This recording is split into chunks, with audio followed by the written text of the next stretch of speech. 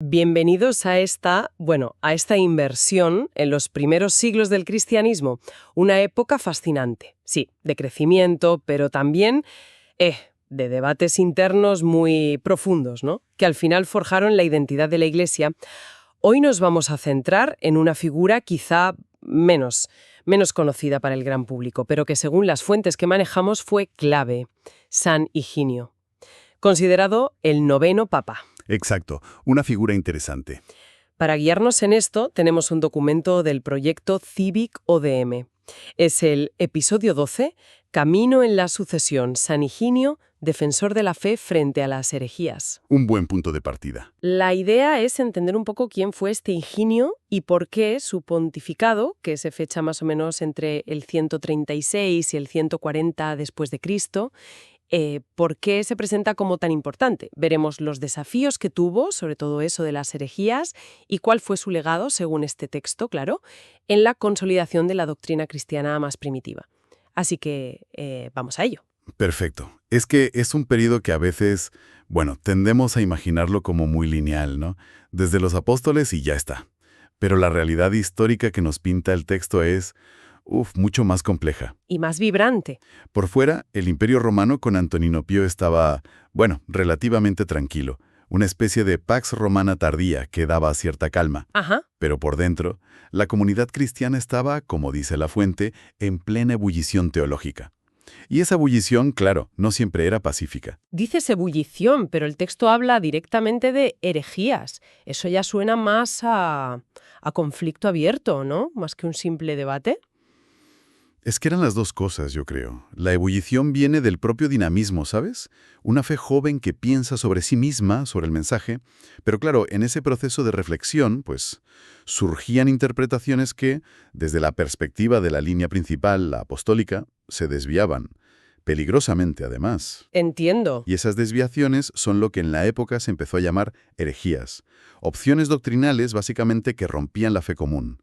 Y ahí, claro, ahí está el conflicto.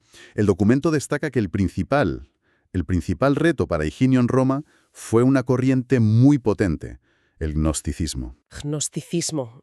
Esa palabra siempre evoca como misterio, conocimiento oculto.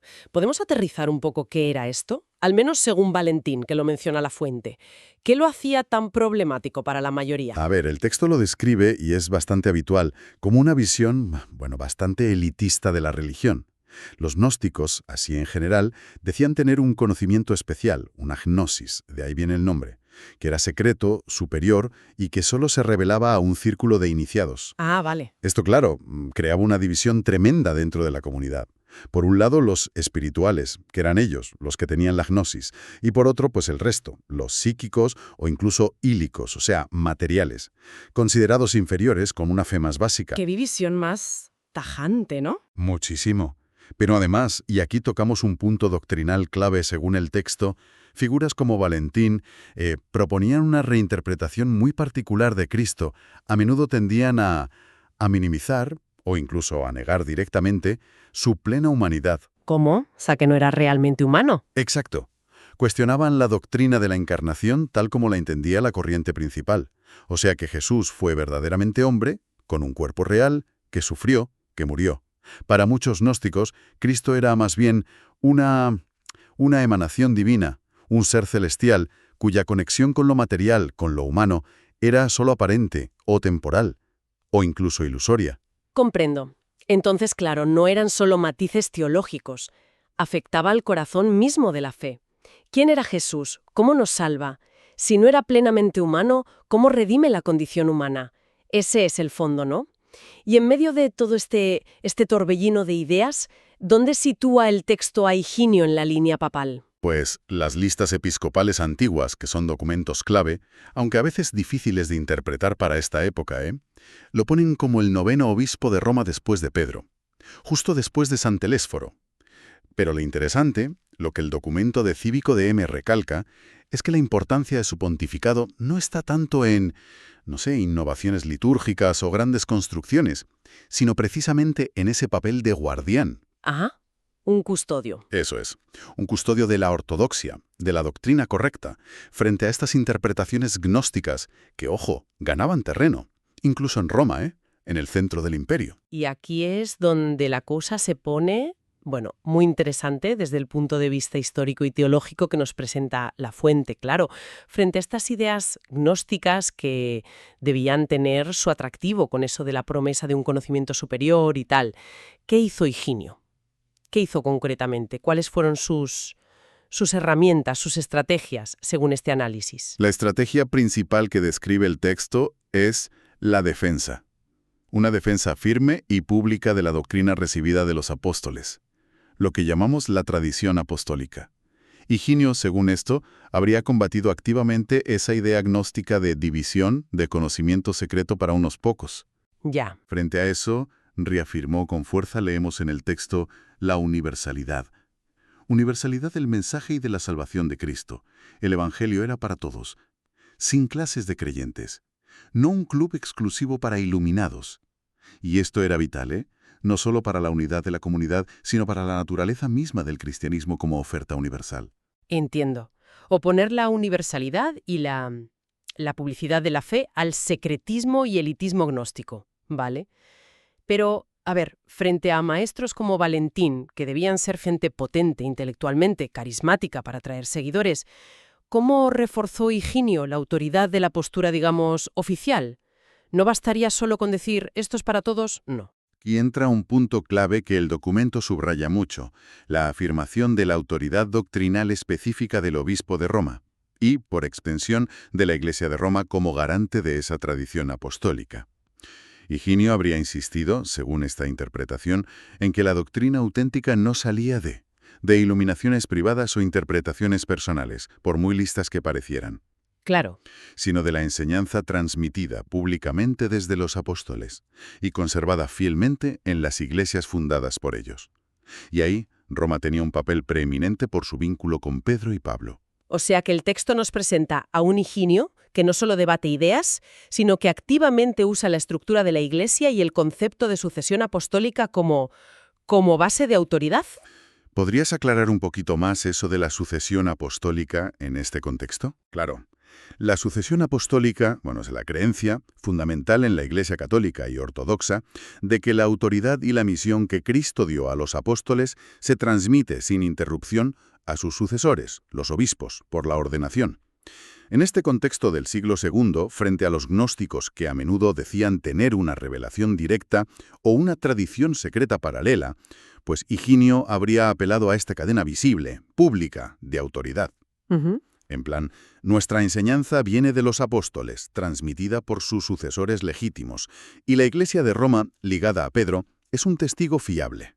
Es fascinante porque vemos cómo se articula un principio de autoridad basado en la historia, en la publicidad, en la estructura comunitaria, frente a reclamos de revelaciones individuales y ocultas. Es un choque de legitimidades, ¿entiendes? Sí, perfectamente. Una apuesta clara por la continuidad histórica y la transparencia comunitaria frente a la ruptura y el secretismo individualista del gnosticismo.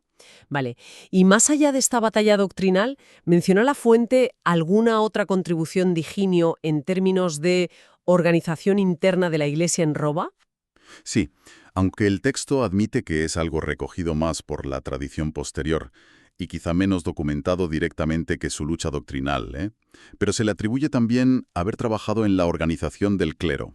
Ah, sí. Sí, se menciona específicamente la regulación de las llamadas órdenes menores y una clarificación de las distintas funciones y jerarquías dentro de la comunidad cristiana de Roma. Si esto fue así, tendría sentido estratégico, ¿no?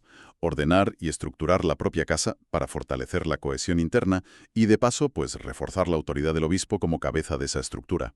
Claro. Una iglesia bien organizada sería, en teoría, menos permeable. Menos permeable a doctrinas raras, digamos. Tiene lógica, sí. Una estructura más definida facilita una enseñanza más unificada. Y como culminación de esta vida dedicada a defender la fe, el documento menciona su martirio. ¿Cómo se integra este hecho en el relato? Efectivamente, la tradición lo venera como mártir. Y en el contexto de la Iglesia primitiva, y tal como lo presenta la fuente, claro, el martirio no era solo un final trágico, era el testimonio supremo. El sello final, digamos. Exacto. La confirmación definitiva del compromiso de un creyente con la verdad que predicaba y defendía.